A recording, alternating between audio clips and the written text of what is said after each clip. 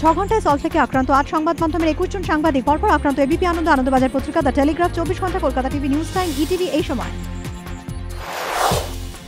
বহিরাগতদের নিশানায় ABP আনন্দ, আক্রান্ত 5 সাংবাদিক। হুমকির পরে মাটিতে ফেলে লাঠি বাঁশ দিয়ে মার। হামলা দীর্ঘ সময় পরেও কাউকে ধরতে পারল না পুলিশ। সল্টলেকে তৃণমূল আশ্রিত দুষ্কৃতীতে দিনভর দাপাদাপি, মুখ থেকে পুলিশের সামনেই সাংবাদিকদের হুমকি, মাটিতে ফেলে বৃদ্ধর বুকে লাথি।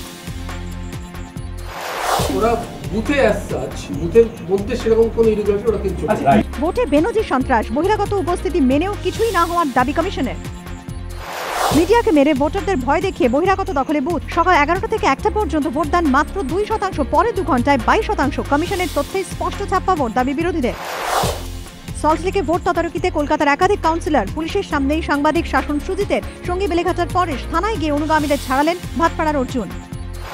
কেষ্ট কাজলের লড়াইয়ের আড়ালে অজয়ের বালি। ডান বাম সব আমলে কেন রক্তাক্ত নানুর? বাহিনী বিতর্কের হাত ধরে ফিরল রাজ্যপাল সংঘাত। ঘণ্টাখানেক সঙ্গে সমান দুপুর 2:30।